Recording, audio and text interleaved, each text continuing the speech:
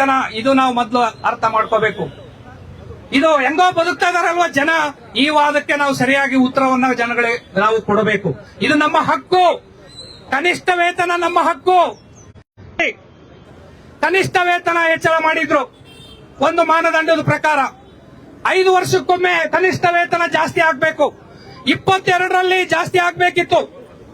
22ರಲ್ಲಿ ಜಾಸ್ತಿ ಮಾಡಬೇಕು ಅಂತ ಒತ್ತಡ ಬಂದಾಗ ಹಿಂದೆ ಇದ್ದಂತ ಬಿಜೆಪಿ ಸರ್ಕಾರದವರು ಏನ್ ಮಾಡಿದ್ರು ಅಂದ್ರೆ, ಈ ಬಿಜೆಪಿ ಸರ್ಕಾರದ ಮನಸ್ಥಿತಿ ಏನು ಅಂತಂದ್ರೆ, ಕಾಂಗ್ರೆಸ್ ಭಿನ್ನ ಅಂತ ನಾನು ಹೇಳ್ತಾ ಇಲ್ಲ, ಬಟ್ ಅವ್ರದ್ದು ಓಪನ್ ಮನಸ್ಥಿತಿ ಏನು ಅಂತಂದ್ರೆ, ಅವ್ರದ್ದು ಯಾವಾಗ್ಲೂ ಧರ್ಮ ಧರ್ಮ ಧರ್ಮ ಅಂತ ಎಂಡ ಕುಡ್ದಂಗ ಆಡ್ತಾರಲ್ಲ, ಆ ಧರ್ಮದ ಮರ್ಮ ಏನು ಅಂತಂದ್ರೆ ಪಾಳೆಗಾರಿಕೆ. ಕನಿಷ್ಠ ವೇತನ ಯಾವುದೇ ಮಾನದಂಡ ಇಲ್ದೇನೆ 5% ಈ ಬಕ್ಷಿಸ್ ಕೊಡ್ತಾರಲ್ಲ, ಒಂದ್ ಕಿಟ್ ಕೊಡ್ ಕಳಿಸಿ ಅಂತೇಳಿ ದುಡಿಯೋರಿಗೆ 5ರಿಂದ 10% ಇವ್ರಿಗೆ ಜಾಸ್ತಿ ಮಾಡಿ ಅಂತೇಳಿ ಯಾವ ಮಾನದಂಡನೂ ಫಾಲೋ ಮಾಡದೆ 2022ರಲ್ಲಿ ಅವರು ಮಾಡಿಬಿಟ್ರು.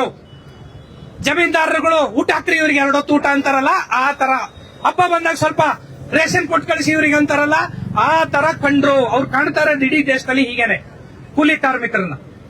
ಅದು ಕಾನೂನಿಗೆ ವಿರುದ್ಧವಾಗಿತ್ತು.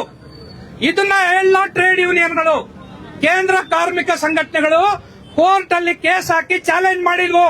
ಇದು ಪಾಳೆಗಾರಿಕೆ ಅಲ್ಲ. ಬದುಕೋದಕ್ಕೆ ಏನ್ ಬೇಕು, ಎಷ್ಟು ಕ್ಯಾಲರಿ ಬೇಕು ಒಂದು ಕುಟುಂಬಕ್ಕೆ, ಒಂದು ದಿನಕ್ಕೆ ಎಷ್ಟು ಮೀಟರ್ ಬಟ್ಟೆ ಬೇಕು, ಶಿಕ್ಷಣಕ್ಕೆ ಎಷ್ಟು ಬೇಕು, ಆರೋಗ್ಯಕ್ಕೆ ಎಷ್ಟು ಬೇಕು, ಲೆಕ್ಕ ಹಾಕಿಲ್ಲ ನೀವು ಅಂತೇಳಿ ಕೋರ್ಟಿಗೆ ಹೋದಾಗ ಕೋರ್ಟ್ ಅದನ್ನ ತಿರಸ್ಕಾರ ಮಾಡಿತು. ಇನ್ನೊಂದ್ಸಾರಿ ಲೆಕ್ಕ ಹಾಕಿ ಅಂತೇಳಿ ಹೇಳಿ ಕಳಿಸಿತು. ಅದಕ್ಕೆ 2 ವರ್ಷ ಆಯ್ತು ಕೋರ್ಟ್ ಅಲ್ಲಿ. ಇನ್ನೊಂದ್ಸಾರಿ ಲೆಕ್ಕ ಹಾಕಿ ಅಂದಾಗ ಇನ್ನೊಂದ್ ಸರ್ಕಾರ ಬಂದ್ಬಿಡ್ತು. ಇವಾಗಿರೋ ಕಾಂಗ್ರೆಸ್ ಸರ್ಕಾರ ಬಂತು. ಆ ಸರ್ಕಾರ ಅನಿವಾರ್ಯವಾಗಿ ಕೋರ್ಟ್ ಡೈರೆಕ್ಷನ್ ನಲ್ಲಿ ಇದನ್ನ ಮಾಡಲೇಬೇಕಾಯ್ತು. ಎಲ್ಲ ಯೂನಿಯನ್ಗಳು ಒಗ್ಗಟ್ಟಾಗಿ ಕರ್ನಾಟಕದಲ್ಲಿ ಎಲ್ಲೆಲ್ಲಿ ಖರೀದಿ ಮಾಡಬೇಕು ವಸ್ತುಗಳನ್ನ ಖರೀದಿ ಮಾಡಿ, ಯೂನಿಯನ್ಗಳೇ ಈ ಸಾರಿ ಲೆಕ್ಕ ಹಾಕ್ಬಿಟ್ಟು ಸರ್ಕಾರಕ್ಕೆ ನಾವು ಸಬ್ಮಿಟ್ ಮಾಡಿದ್ದು ಮಿನಿಮಮ್ ವೇಜ್. ಕನಿಷ್ಠ ಅನ್ಸ್ಕಿಲ್ಡ್ ವರ್ಕರ್ಗೆ ನಂಜನಗೂಡು ಅಂತ ವಲಯ 3ರಲ್ಲಿ 36,500 ರೂಪಾಯಿ ಕೊಡಬೇಕು ಮಿನಿಮಮ್ ವೇಜ್. ಗರಿಷ್ಠ 42,000 ಹೈಲಿ ಸ್ಕಿಲ್ಡ್ ಬೆಂಗಳೂರು ಅಂತ ಸಿಟಿಗೆ ಕೊಡಬೇಕು. ಈ ಪ್ಯಾಟರ್ನ್ ರೇಂಜ್ ಅಲ್ಲಿ ನಿಗದಿ ಆಗಬೇಕು. ಇದು ಕನಿಷ್ಠ ಬದುಕಿಗೆ ಅಂತ ಬಿಲ್ ಸಮೇತ ತಗೊಂಡೋಗಿ ನಾವು ಸಬ್ಮಿಟ್ ಮಾಡಿದೀವಿ ಆ ಕಮಿಟಿನಲ್ಲಿ. ಸರ್ಕಾರ ತಂದೆ ಒಂದು ವರದಿಯನ್ನ, ಇನ್ಸ್ಪೆಕ್ಟರ್ಸ್ ಇರ್ತಾರೆ ಲೇಬರ್ ಡಿಪಾರ್ಟ್ಮೆಂಟ್ ಅಲ್ಲಿ, ಅವ್ರದ್ದು ಇದೇ ಕೆಲಸ. ಈ ತರ ಬಂದಾಗ ಎಲ್ಲ ಕಡೆ ಪರ್ಚೇಸ್ ಮಾಡ್ತಾರೆ ಮೆಟೀರಿಯಲ್ಸ್ ಅನ್ನ. ಅವರು ಪರ್ಚೇಸ್ ಮಾಡಿ ಅವ್ರ ವಾದ ಮಂಡಿಸಿದ್ದೇನು ಅಂದ್ರೆ, ಇಲ್ಲ 20,000 ರೂಪಾಯಿ ಸಾಕು ಮಿನಿಮಮ್, 26,000 ರೂಪಾಯಿ ಎಷ್ಟು, ಅದನ್ನ ಅವರು ಮಂಡಿಸಿದ್ರು.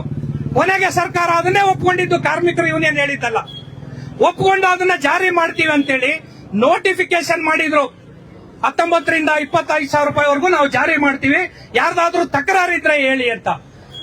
ಇಲ್ಲಿ ಸರ್ಕಾರದ ಪಾತ್ರ ಸ್ನೇಹಿತರೆ ಬಹಳ ಸ್ಪಷ್ಟವಾಗಿ ನೀವು ಗಮನಿಸಬೇಕು.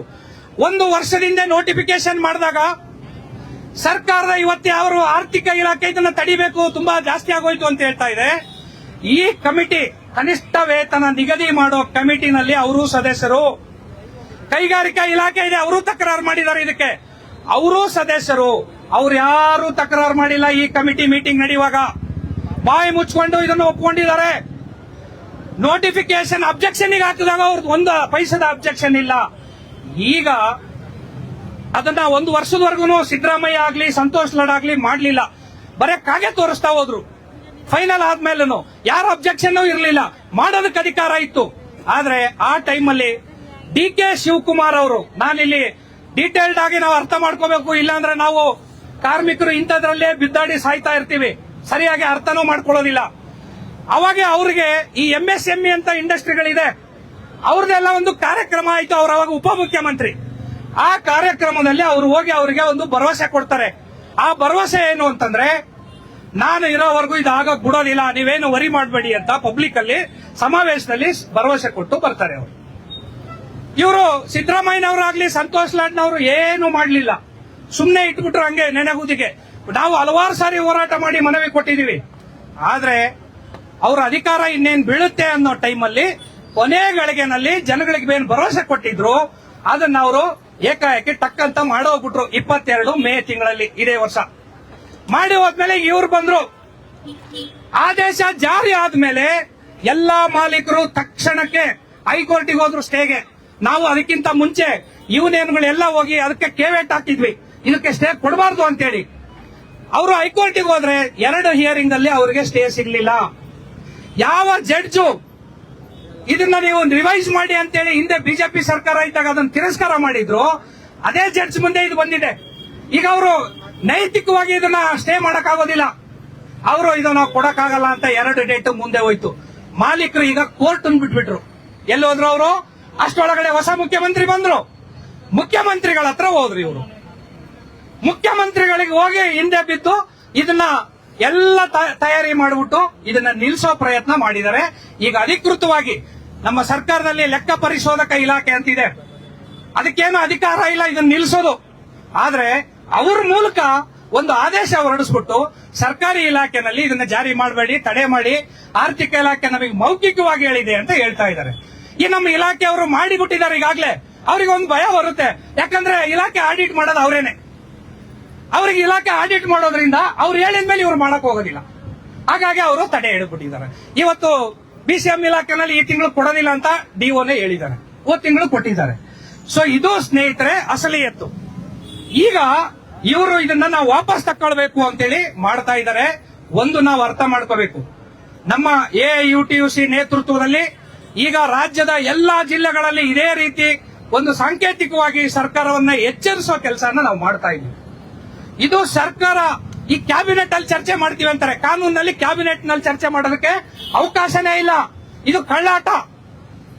ಅಲ್ಲಿ ಅದು ಕಾನೂನಲ್ಲಿ ಅವಕಾಶನೇ ಇಲ್ಲದೆ ಇದ್ರು ನಾವು ಅಲ್ಲಿ ಚರ್ಚೆ ಮಾಡ್ತೀವಿ ಅಂತೇಳಿ ಈಗ ತಗೊಂಡಿದ್ದಾರೆ. ನಾಳೆ ಕ್ಯಾಬಿನೆಟ್ ಅಲ್ಲಿ ಏನಾಗುತ್ತೆ ನಮ್ಗೆ ಯಾರಿಗೂ ಗೊತ್ತಿಲ್ಲ. ಕೇಳಿದವರೆಲ್ಲ ಏನ್ ಹೇಳ್ತಾರೆ, ಎಲ್ಲರೂ ಏನ್ ಹೇಳ್ತಾ ಇದಾರೆ ಅಂದ್ರೆ ಇದಂಗ ಆಗಲ್ಲ ಬಿಡಿ, ಕಾರ್ಮಿಕರು ಕೇಳೋದು ನ್ಯಾಯ. ಬಾಯಲ್ಲಿ ಹೇಳ್ತಾರೆ, ಈ ಸರ್ಕಾರ ಅನ್ನೋದು ಅದಕ್ಕೆ ಮನುಷ್ಯತ್ವ ಇರೋದಿಲ್ಲ, ಕ್ಯಾಬಿನೆಟ್ ಅವರಿಗೆ ಮನುಷ್ಯತ್ವ ಇರೋದಿಲ್ಲ. ಅವರು ಏನ್ ಬೇಕಾದ್ರೂ ಉಲ್ಟಾ ಪಲ್ಟಾ ಹೊಡೆದು ಇದನ್ನ ಹೋಲ್ಡ್ ಮಾಡಿ ಮತ್ತೆ ರಿವೈಸ್ ಮಾಡೋಣ ಅಂತಾನು ಹೇಳ್ಬೋದು. ಕಾರ್ಮಿಕರೇ, ಇಲ್ಲಿ ನಾವು ಎಚ್ಚೆತ್ಕೊಂಡಿರ್ಬೇಕು. ಈ ಸರ್ಕಾರ ಸೃಷ್ಟಿ ಮಾಡೋ ಪ್ರತಿಯೊಂದು ಆರ್ಗ್ಯುಮೆಂಟ್ಗೆ ಇಲ್ಲಿರ್ತಕ್ಕಂಥ ಪ್ರತಿಯೊಬ್ಬರು ಉತ್ತರ ಕೊಡಂಗ ಆಗ್ಬೇಕು. ನಾವು ಮುಂದಿನ ದಿನಗಳಲ್ಲಿ ಸಂಪೂರ್ಣ ಬಂದ್ಗೆ ಕರೆ ನೀಡಲಾಗುತ್ತೆ. ಇದನ್ನ ಸರ್ಕಾರ ಏನಾದ್ರೂ ವಾಪಸ್ ತಕ್ಕೊಂಡ್ರೆ ನಾನು ಇಲ್ಲಿ ಸಾರ್ವಜನಿಕವಾಗಿ ಹೇಳ್ತಾ ಇದ್ದೀನಿ, ಎಲ್ಲವೂ ಸ್ತಬ್ಧ ಮಾಡಬೇಕಾಗತ್ತೆ. ಇಡೀ ದೇಶದ ಸಂಪತ್ತನ್ನ ಸೃಷ್ಟಿ ಮಾಡಿರ್ತಕ್ಕಂಥ ನಮ್ಮ ರಟ್ಟೆಗಳೇ, ಇದೇ ಕೈಗಳು ಎಲ್ಲವನ್ನು ಸ್ಟಾಪ್ ಮಾಡಿದ್ರೆ ಇವರೇನು ಕೊಚ್ಕೊಳ್ತಾ ಇದ್ದಾರೆ ನಮ್ದು ಅಭಿವೃದ್ಧಿ ಅಂತ, ನಿಮ್ಮ ಅಭಿವೃದ್ಧಿ ಏನು ಅಂತ ತೋರಿಸಬೇಕಾಗುತ್ತೆ. ನಾವು ಕಾರ್ಮಿಕರು ಮನಸ್ಸು ಮಾಡಿದ್ರೆ ಸರ್ಕಾರಗಳನ್ನ ಅಲುಗಾಡಿಸಬಹುದು. ಇದು ಕೇವಲ ರಸ್ತೆನಲ್ಲಿ ಗಲಾಟೆ ಮಾಡಬೇಕಾಗಿರೋದಲ್ಲ ಇದು ವಿಷಯ. ಫ್ಯಾಕ್ಟರಿಗಳಲ್ಲಿ, ಇಲಾಖೆಗಳಲ್ಲಿ ಕೆಲಸ ನಿಲ್ಲಿಸಿದ್ರೆ ಅದು ತಂತಾನೇ ಇಂಜಿನ್ ನಿಂತು ಹೋಗುತ್ತೆ. ರೈಲ್ವೆ ಇಂಜಿನ್ ಬೆಂಗಳೂರಿಗೆ ಹೋಗುತ್ತೆ, ಮೈಸೂರಿಂದ ಜನ ಹೋಗ್ತಾರೆ. ರೈಲ್ವೆನೇ ನಿಲ್ಲಿಸ್ಬಿಟ್ರೆ ಇನ್ನು ಎಲ್ಲಿಗೆ ಹೋಗ್ತಾರೆ ಜನ? ನಿಂತ್ಕೊಳ್ಬೇಕಾಗುತ್ತೆ. ಹಾಗೇನೆ ಈ ದೇಶದ ನಡೀತಾ ಇರೋ ಇಂಜಿನ್ ನಮ್ಮ ರಟ್ಟೆಗಳು, ನಮ್ಮ ಕೈಗಳು, ನಮ್ಮದ್ರಿಂದನೇ ಸಂಪತ್ತು ಸೃಷ್ಟಿ ಮಾಡೋದು. ಅವನ್ನ 1 ಗಂಟೆ ನಿಲ್ಲಿಸ್ಲಿ ಎಲ್ಲ ಕಕ್ಕಬಿಕ್ಕಿ ಆಗೋಗ್ತಾರೆ ಇವರು. ಆ ಪ್ರಜ್ಞೆಯನ್ನ ನಾವು ಜನಗಳಲ್ಲಿ ಮೂಡಿಸಬೇಕಾಗಿದೆ ಸ್ನೇಹಿತರೆ.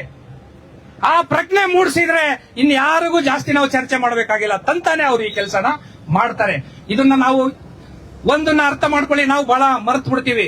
ನಮ್ಮ ವರ್ಕರ್ಸ್ ಅಲ್ಲಿ ತಮ್ಮ ಕಷ್ಟಗಳ ಬಿಸಿನಲ್ಲಿ 2,000, 3,000, 4,000 ಈಗ ಜಾಸ್ತಿ ಆಗೋಗ್ಬಿಟ್ರೆ ನಾವೆಲ್ಲ ಮರ್ತೋಗ್ಬಿಡ್ತೀವಿ. ಮತ್ತೆ ನಮ್ ಕುಮಾರಣ್ಣ, ನಮ್ DK ಅಣ್ಣ, ನಮ್ ಸಿದ್ದರಾಮಣ್ಣ ಅಂತ ಮತ್ತೆ ಜಾತಿ ಧರ್ಮ ಲೆಕ್ಕಾಚಾರ ಹಾಕೊಂಡು ಕೂತಿರ್ತೀವಿ. ಯಾಕಂದ್ರೆ ಕೆಲಸ ಇರಲ್ವಲ್ಲ. ನಾವು ಅಪ್ಪಿ ತಪ್ಪಿ ನಾವು ಒಂದಲ್ಲ ಒಂದ್ ಜಾತಿ ಧರ್ಮದಲ್ಲಿ ಹುಟ್ಟುಬಿಟ್ಟಿದೀವಿ. ಈಗ ಅದನ್ನೇ ಲೆಕ್ಕ ಹಾಕೊಂಡು ಕೂತ್ಕೊಳ್ತೀವಿ. ಆ ತರ ನಾವು ಬರಬಾರದು. ನಮಗೆ ಎನಿ ಟೈಮ್ ಅವ್ರು ಏನ್ ಬೇಕಾದ್ರೂ ಮಾಡಬಹುದು. ನಾವು ಪ್ರಜ್ಞಾಪೂರ್ವಕವಾಗಿರ್ಬೇಕು ಸ್ನೇಹಿತರೆ. ಇಲ್ಲಿ ಹಿಂದೆ ಮಾತಾಡತಕ್ಕಂತ ಲೀಡರ್ಸ್ ನಿಮಗೆ ಹೇಳಿದ್ರು, ಇವತ್ತು ದೇಶದಲ್ಲಿ ಹೋರಾಟ ಮಾಡಿರ್ತಕ್ಕಂಥ ವಿದ್ಯಾರ್ಥಿಗಳು ಬೇರೆ ಯಾರು ಅಲ್ಲ, ನಮ್ಮ ಮಕ್ಕಳೇ, ನಮ್ಮ ತಮ್ಮಂದಿರಿರ್ಬೋದು, ಎಲ್ಲ ಚಿಕ್ಕ ಚಿಕ್ಕ ವಯಸ್ಸಿನವ್ರೆ. ಯಾವುದೇ ಜಾತಿ ಧರ್ಮ ಭೇದ ಭಾವ ಮಾಡಲಿಲ್ಲ, ಅದಕ್ಕೆ ಅವ್ರು ಸಕ್ಸಸ್ ಆದ್ರು. ಯಾವುದು ಹೆಣ್ಣು ಗಂಡು ತಾರತಮ್ಯ ಮಾಡಲಿಲ್ಲ, ಅದಕ್ಕೆ ಅವರು ಸಕ್ಸಸ್ ಆದ್ರು. ಎಲ್ಲರೂ ಸಮಾನವಾಗಿ ನಿಂತ್ಕೊಂಡು ಫೈಟ್ ಮಾಡಿದ್ರು. ಇವರೇನು ನಾವೇ ನಮ್ಮನ್ನ ಬಗ್ಸೋರೇ ಯಾರಿಲ್ಲ ಅಂತೇಳಿ ಓಡಾಡ್ಕೊಂಡಿದ್ರು. ಧರ್ಮದ ಹೆಸರಲ್ಲಿ ಅಮಲ್ನಲ್ಲಿ ಅವರನ್ನ ರಸ್ತೆಗಿಳಿಸಿದ್ರು, ರಾಜೀನಾಮೆ ಕೊಡಂಗ್ ಮಾಡಿದ್ರು. ನಮ್ಮ ಪಾರ್ಟಿನಲ್ಲಿ ರಾಜೀನಾಮೆ ಕೊಡೋ ಇತಿಹಾಸನೇ ಇಲ್ಲ ಅಂದ್ರು. ಅವರಿಗೆ ಒಂದು ಇತಿಹಾಸನ ತೋರಿಸ್ಕೊಟ್ರು. ಅದು ನಮ್ಮ ವಿದ್ಯಾರ್ಥಿಗಳು, ನಮ್ಮ ಮಕ್ಕಳೇ ಮಾಡ್ತಾರೆ ಅಂತ ಆದ್ರೆ ಈ ದೇಶನ ಸಂಪತ್ತು ಸೃಷ್ಟಿ ಮಾಡಿರೋರು ನಮ್ಮ ಕೈಲಿ ಮಾಡಕ್ಕಾಗೋದಿಲ್ವಾ? ಯೋಚನೆ ಮಾಡಿ ಹೇಳಿ. ಇದು ಯಾವಾಗ ಸಾಧ್ಯ ಆಗುತ್ತೆ ನಮಗೆ ಅಂದ್ರೆ ನಮ್ಮಲ್ಲಿರ್ತಕ್ಕಂಥ ಸಣ್ಣತನಗಳನ್ನ ನಾವು ಹೊರಗಿಡಬೇಕು. ಈ ಸಣ್ಣತನಗಳಲ್ಲಿ ಕಿತ್ತಾಡ್ಕೊಂಡೇ ನಾವು ವೀಕ್ ಆಗ್ತಾ ಇರೋದು.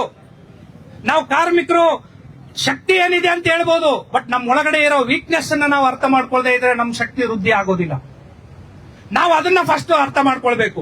ಕೇವಲ ಚುನಾವಣೆಗಳಿಗೋಸ್ಕರನೇ, ಚುನಾವಣೆಯಿಂದನೇ ಈ ಬದಲಾವಣೆಗಳು ಬರೋದಿಲ್ಲ. ಈ ವೇಜಸ್ ಇವೆಲ್ಲ ನಿಲ್ಸೋದಕ್ಕೆ ಬರೋದಕ್ಕೆ ಚುನಾವಣೆ ಆಗಲ್ಲ. ನಾನ್ ನಿಮಗೇನಾದ್ರೂ ಬಂದು ಚುನಾವಣೆಯಲ್ಲಿ ಬೇರೆ ಪಾರ್ಟಿ ತರೋಣ ಅಂತ ಹೇಳಿದ್ರೆ ನಿಮಗೆ ನಂಬಿಕೆ ಬರುತ್ತಾ ಇದ್ರ ಬಗ್ಗೆ? ಏನ್ ಸರ್ ಹಿಂಗೆ ಹೇಳ್ತೀರಾ, ಹೋರಾಟ ಮಾಡ್ಬೇಕು ಇದಕ್ಕೆ ಅಂತ ಹೇಳ್ತೀರಾ ಇಲ್ವೋ? ಇದು ಒಂದೇ ಅಲ್ಲ, ಪ್ರತಿಯೊಂದು ವಿಷಯಕ್ಕೂ ಹೋರಾಟನೇ ಮಾಡ್ಬೇಕು. ಹೋರಾಟಗಳು ಇಲ್ದೇನೆ ಇದು ಸಮಸ್ಯೆ ಆಗ್ತಾ ಇರೋದು ಈ ದೇಶದಲ್ಲಿ. ಪ್ರತಿಯೊಂದು ಸಮಸ್ಯೆಗೂ ಮೇಲು ಕೀಳು, ಹೆಣ್ಣು ಗಂಡು ತಾರತಮ್ಯ, ಮಹಿಳೆಯರ ಮೇಲಿನ ಅತ್ಯಾಚಾರ, ಇವೆಲ್ಲವಕ್ಕೂ ಏಕಮಾತ್ರ ರಾಮಬಾಣ ಏನು ಅಂದ್ರೆ ಪ್ರಜ್ಞಾಪೂರ್ವಕವಾಗಿ ಒಂದು ವಿಚಾರಧಾರೆ ಇಟ್ಕೊಂಡು ಹೋರಾಟ ಮಾಡಿದ್ರೆ, ಪ್ರಶ್ನೆಗಳನ್ನ ಶುರು ಮಾಡಿದ್ರೆ ಕೇಳೋದನ್ನ, ಇದು ಬದಲಾಗುತ್ತೆ. ಇದು ಒಂದೇ ರಾಮಬಾಣ, ಬೇರೆ ಪರ್ಯಾಯ ಯಾವ್ದು ಅಡ್ಜಸ್ಟ್ಮೆಂಟ್ಗಳು ಇಲ್ಲ. ಸೊ ಆ ನಿಟ್ಟಿನಲ್ಲಿ ಮುಂದೆ ಹೋರಾಟಕ್ಕೆ ತಾವೆಲ್ಲರೂ ಸಜ್ಜಾಗಬೇಕು ಅಂತ ನಾನು ಈ ಮೂಲಕ ಕರೆ ಕೊಡೋದಕ್ಕೆ ಇಷ್ಟಪಡ್ತೀನಿ. ಸ್ನೇಹಿತರೆ, ಮುಂದಿನ ದಿನಗಳಲ್ಲಿ AIUTUC ಇಷ್ಟಕ್ಕೆ ಇದು ನಿಲ್ಲೋದಿಲ್ಲ. ನಾವೀಗ ಎಲ್ಲಾ ಜಿಲ್ಲೆಗಳಲ್ಲಿ ನಮ್ಮ ಸಂಘಟನೆ ನೇತೃತ್ವದಲ್ಲಿ ನಡೀತಾ ಇದೆ. ನೆಕ್ಸ್ಟ್ ಕ್ಯಾಬಿನೆಟ್ ಮೀಟಿಂಗ್ ಅಲ್ಲಿ ಏನಾಗುತ್ತೆ ನಾವು ನೋಡೋಣ. ಅದನ್ನ ನೋಡಿಕೊಂಡು ಮತ್ತೆ ದೊಡ್ಡ ದೊಡ್ಡ ನಮ್ಮ ಯೂನಿಯನ್ ಮಟ್ಟದಲ್ಲಿ ಸಭೆಗಳನ್ನ ಮಾಡಿ ಯಾವ ರೀತಿ ನಾವು ಬಂದ್ ಮಾಡಿ ಎಲ್ಲವನ್ನೂ ಸ್ಥಗಿತಗೊಳಿಸೋದು ಹೇಗೆ ಅದನ್ನ ನಾವು ತಗೊಂಡು ಹೋಗ್ಬೇಕಾಗುತ್ತೆ. ಎಲ್ಲರನ್ನು ವಿಶ್ವಾಸಕ್ಕೆ ತಗೋಬೇಕಾಗುತ್ತೆ. ಈಗ ಒಂದ್ಸಾರಿ ಕ್ಯಾಬಿನೆಟ್ ಹೇಳಿದ ತಕ್ಷಣನೇ 108 ಜನ ಬರ್ತಾರೆ, ಅವ್ರ ಪರವಾಗಿರುವಂತ ಬುದ್ಧಿಜೀವಿಗಳು, ಅವ್ರ ಮಾಧ್ಯಮದವರು ಎಲ್ಲರೂ. ಸರ್ಕಾರಕ್ಕೆ ಕಷ್ಟ ಅಂತೆ, ಇವೆಲ್ಲ ಅಪ್ಪಟ ಸುಳ್ಳು. ಈ ಕಷ್ಟ ಗಿಷ್ಟ ಎಲ್ಲ ಏನಿಲ್ಲ, ಅವರೇ ಕೊಚ್ಕೊಳ್ತಾರೆ. ನಮ್ದು ಬಹಳ ಅಭಿವೃದ್ಧಿ ಆಗ್ತಾ ಇರೋ ರಾಜ್ಯ. ಇಡೀ ದೇಶದಲ್ಲಿ ನಮ್ಮ ರಾಜ್ಯ ಹೈಯೆಸ್ಟ್ GST ಕಲೆಕ್ಟ್ ಮಾಡ್ತಾ ಇದೀವಿ. ನಮ್ದೀಗ 4 ಲಕ್ಷ ಕೋಟಿ ಬಜೆಟ್ ಕ್ರಾಸ್ ಆಗ್ಬಿಟ್ಟಿದೆ. ಹೇಳ್ಕೊಳ್ತಾ ಇರೋದು ಅವರೇ. ಯಾವ ಹೊರೆನೂ ಆಗೋದಿಲ್ಲ, ಇದು ಅಪ್ಪಟ ಸುಳ್ಳು. ಇದು ನಿಜವಾಗ್ಲೂ ಹೊರೆ ಆಗಿದ್ರೆ ನಮ್ಮ ಜನಪ್ರತಿನಿಧಿಗಳು ಅವ್ರ ಬಾಯಿ ತುಂಬಾ ಬಾಯಿ ತೆಗೆದು ಹೇಳ್ಕೊಂಡು ಹೋಗಿದ್ದಾರೆ, ನಾವು ಸೇವೆ ಮಾಡ್ತೀವಿ ನಿಮಗೆ ಅಂತ. ಸೇವೆ ಮಾಡೋರಿಗೆ 2 ಲಕ್ಷ ರೂಪಾಯಿ ಸಂಬಳ ಯಾಕೆ ಜಾಸ್ತಿ ಮಾಡ್ಕೋಬೇಕು ಇವರು? ಇದು ಸೇವೆ ಮಾಡ್ಕೊಳ್ಳೋರು ಮಾಡೋಂತ ಕೆಲಸನ? ಎಲ್ಲ ಕಾಮಗಾರಿಗಳಲ್ಲಿ ಕಮಿಷನ್ ಬೇಕು, ಪರ್ಸೆಂಟೇಜ್ ಬೇಕು. 2 ಲಕ್ಷ ಭತ್ಯೆಗಳು ಸಂಬಳಗಳು ಯಾಕೆ ಬೇಕಿತ್ತು MLA MP ಮಿನಿಸ್ಟರ್ಗಳಿಗೆ? ಅವ್ರ ಸಂಬಳ ತಗೊಳ್ಳೋದಕ್ಕೆ ಯಾವ ನಾಚಿಕೆನೂ ಇಲ್ಲ, ಲಜ್ಜೆಗೆಟ್ಟು ತಗೊಳ್ತಾರೆ. ಅದಕ್ಕೆ ಯಾವ ಹೊರೆ ಆಗೋದಿಲ್ಲ ಅವರಿಗೆ. ಕನಿಷ್ಠ ಕೂಲಿ ಕೆಲಸ ಮಾಡೋ ಒಂದು ಸಂಬಳ ಜಾಸ್ತಿ ಆದಾಗ ಇದು ಹೊರೆ ಆಗ್ಬಿಡುತ್ತೆ ಅಂತ ಹೇಳ್ತಾರೆ.